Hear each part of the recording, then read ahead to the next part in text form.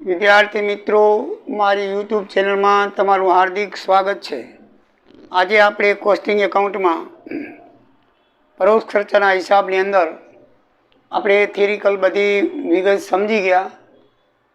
હવે એના દાખલાની શરૂઆત કરીએ તો સૌથી પહેલાં ઉદાહરણ નંબર 1 ની અંદર તમને અર્ધચલિત ખર્ચાઓ આપ્યા હોય અને એના પરથી આપણે ચલિત ખર્ચ અને સ્થિર ખર્ચનું વર્ગીકરણ કઈ રીતે થાય તે આપણે જોઈએ।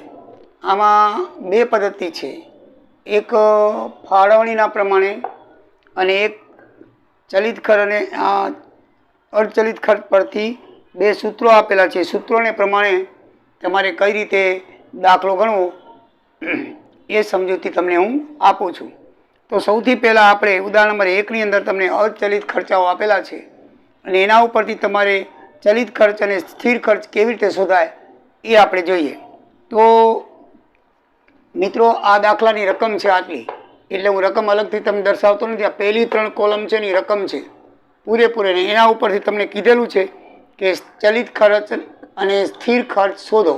તો ચલિત ખર્ચ અને સ્થિર ખર્ચ આ બ્લુ કલર અક્ષરથી લખેલા છે, એ કેવી રીતે શોધાય એ આપણે જોઈએ।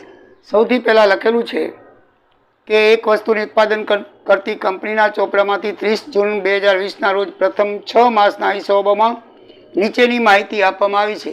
જાન્યુઆરીમાં 500 એકમ, અર્ધચલિત ખર્ચ 2500, ફેબ્રુઆરીમાં 540 એકમ, અર્ધચલિત ખર્ચ 2620, માર્ચમાં 600, અર્ધચલિત ખર્ચ 2800, એપ્રિલમાં 940 એકમ, અર્ધચલિત ખર્ચ 3820, મેમાં 880 એકમ, અર્ધચલિત ખર્ચ 3640, જૂનમાં 760 એકમ અને અર્ધચલિત ખર્ચ 3280 છે। તો તેના ચલિત ખર્ચ અને સ્થિર ખર્ચની શોધ કરો અથવા શોધો। બરાબર છે। તો હવે કઈ રીતે શોધાય તે આપણે જોઈએ। મિત્રો, આમાં ટોટલ મેં અગાઉ જણાવ્યું તેમ અર્ધચલિત ખર્ચનું પૃથ્થકરણ કરીએ તો એના માટે 5 પદ્ધતિ છે। ઉચ્ચ અને નિમ્ન આંકની પદ્ધતિ, આલેખની રજૂઆત પદ્ધતિ, તુલના પદ્ધતિ, સરેરાશ પદ્ધતિ અને લઘુત્તમ વર્ગ પદ્ધતિ। એમાં આપણે પહેલી પદ્ધતિ વિશે આપણે જોઈ લઈએ। બાકીની પદ્ધતિઓ વિશે કાંઈ જોવાની જરૂર નથી, છતાંય જોઈશું તો આપણે જે કોર્સની અંદર છે એ પદ્ધતિ આપણે લઈશું। અત્યારે ઉચ્ચ અને નિમ્ન આંકની પદ્ધતિ વિશે આપણે જોઈએ તો એનો ઉદાહરણ નંબર 1 કેવી રીતે છે એ હું તમને જણાવું। તો સૌથી પહેલાં આનું નામ જ શું છે તમે જોઈ લો, ઉચ્ચ અને નિમ્ન આંક પદ્ધતિ। ઉચ્ચ અને નિમ્ન આંક પદ્ધતિ જે તમને આંકડા આપેલા હોય એને ઉચ્ચ અને નિમ્ન એટલે ઊંચો અને નીચો, એટલે કે વધારે વધારે નાનો અને વધારે વધારે ઊંચો, એ બંને આંકનો તફાવત શોધવાનો। દાખલા તરીકે ઉત્પાદનના એકમમાં મોટા મોટો એકમ કયો છે તો 940, નાનામાં નાની રકમ કઈ છે તો 500। બરાબર। તો બેનો તફાવત 940 અને 500નો તફાવત 440 થાય, એટલે એકમનો તફાવત શોધવાનો અને અર્ધચલિત ખર્ચનો પણ તફાવત શોધવાનો। તો અર્ધચલિત ખર્ચામાં નાનામાં નાની રકમ કઈ છે તો પહેલાં મોટા મોટી 3820, નાનામાં નાની 2500, તો બેનો તફાવત શોધી લો તો 1320 થાય। પછી મિત્રો એનું સૂત્ર છે ચલિત ખર્ચ શોધવાનું। તમારે ચલિત ખર્ચ શોધવો હોય તો નાનામાં નાનો આંક અને મોટામાં મોટો આંકનો તફાવત શોધી લેવાનો। પહેલાં એકમનો અને અર્ધચલિત ખર્ચાનો બંનેનો તફાવત શોધ્યા પછી એની કિંમત સૂત્રમાં મૂકવાની। ચલિત ખર્ચ બરાબર ખર્ચાનો તફાવત ભાગ્યા એકમનો તફાવત।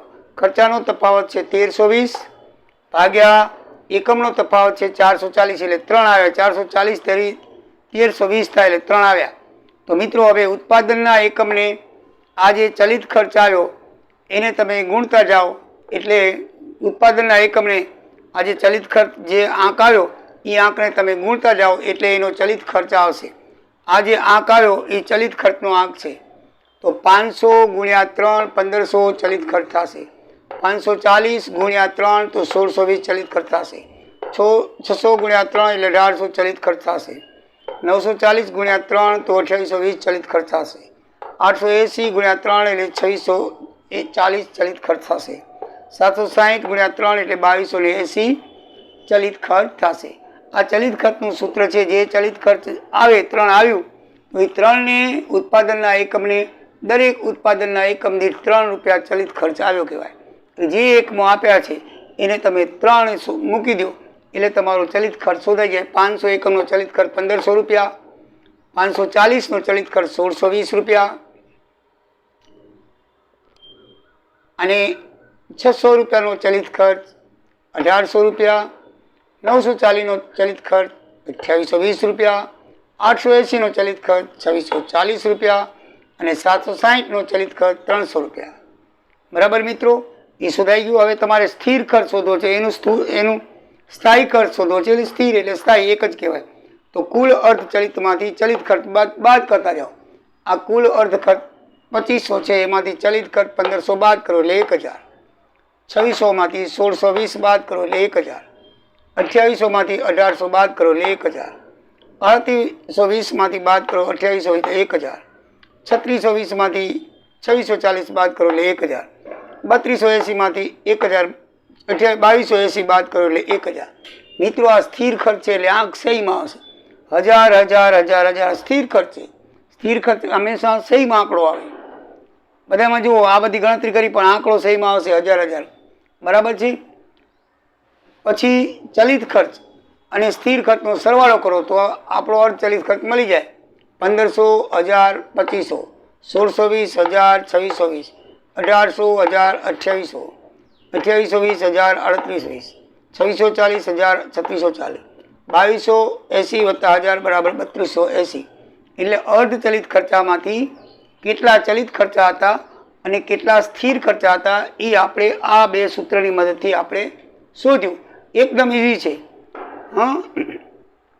નિમ્ન અને ઉચ્ચ આંક બેનો તફાવત એકમનો પણ લેવાનો, અર્ધચલિત ખર્ચાનો પણ લેવાનો. પછી સૂત્રમાં મૂકીને ભાગાકાર કરો. જે આંક આવે એને એકમના ઉત્પાદન વળી આવશે. 1 એકમનો ખર્ચ આવશે. તો 1 એકમના ખર્ચને 500 એકમના કેટલા, 1 એકમના તો 540 એકમના કેટલા એમ ગુણાકાર કરતા જાઓ એટલે ચલિત ખર્ચ આવશે. અને ચલિત ખર્ચ આવ્યા પછી અર્ધચલિતમાંથી ચલિત ખર્ચ બાદ કરો એટલે સ્થિર ખર્ચ આવશે. અને એ હંમેશા સહીમાં આવવું જોઈએ. તો આ રીતે મિત્રો દાખલો થાય છે, પણ એની મર્યાદાઓ છે. આ પદ્ધતિ છે ને એ 100% સાચી નથી. કારણ કે આ જે ખર્ચા, અર્ધચલિત ખર્ચા હોય, એન્ડ ટાઈમ હોય, દાખલા તરીકે ઉત્પાદનનો એન્ડ ટાઈમ હોય અને તમે મોટા ખર્ચા હોય ત્યારે આ પદ્ધતિનો જે માહિતી આવે ને એકદમ ખોટી આવે. બરાબર છે.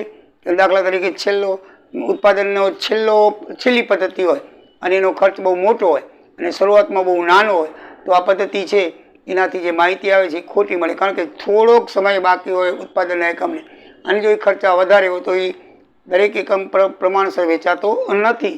એટલે ઉચ્ચ અને નિમ્ન એક અંતિમ હદે હોય તો પરિણામો સાચા આવતા નથી.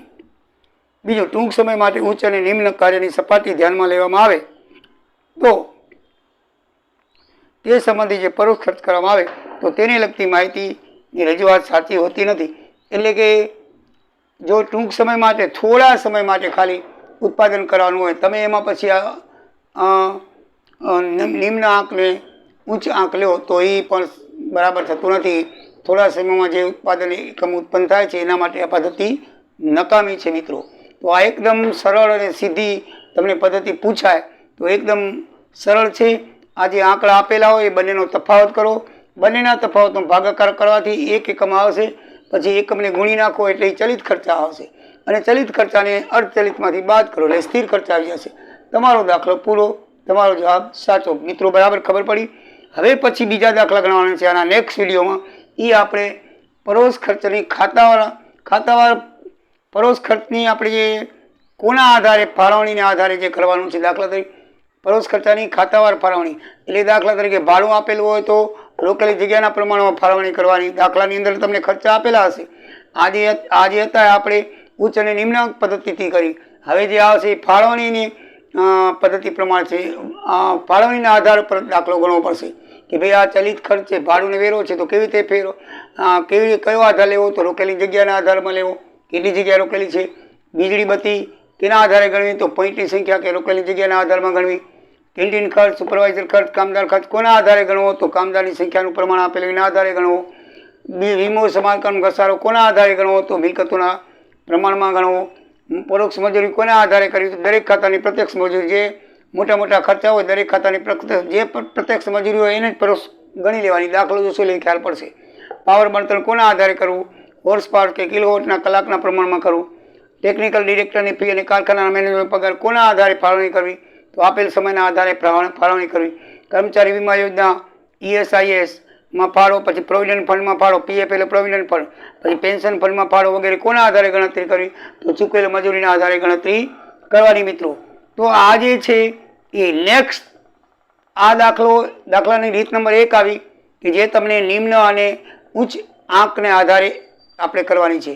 હવે જે દાખલો આવશે એ તમારે ફાળવણીના આધાર પ્રમાણે કરવો પડશે. તમને આ ખર્ચા તો આપેલા હશે, વીજળી બત્તી, તો આપણે આમ જેમાં ફાળવણી આમ જે નિમ્ન અને ઉચ્ચ લઈને કર્યું તો આમાં એમ નહીં, આમાં તમારે જોઈ લેવાનું કે ભાઈ એને કેટલી જગ્યા રોકે, તો કેટલા પોઈન્ટ આપ્યા છે તેનું પ્રમાણ આપેલું, તો એ પ્રમાણના ખર્ચામાં આપણે ફાળવણી કરવી પડશે. તો નેક્સ્ટ વિડીયોમાં આપણે રોકેલી જગ્યાના પ્રમાણની અંદર દાખલા લેશું. રોકેલી જગ્યાના પ્રમાણની અંદર આપણે સ્થિર ખર્ચા કે અસ્થિર ખર્ચાનું પ્રમાણ કેવી રીતે થાય, કેવી રીતે વર્ગીકરણ કરાય તે આપણે જોઈશું. તો મિત્રો મારા વિડીયોને લાઈક કરજો, સબસ્ક્રાઈબ કરજો અને નેક્સ્ટ વિડીયો માટે તમે આતુર રહેજો મિત્રો. હમણાં કાલે જ મોકલાવીશ. તો જય સિયારામ, જય દ્વારિકાધીશ.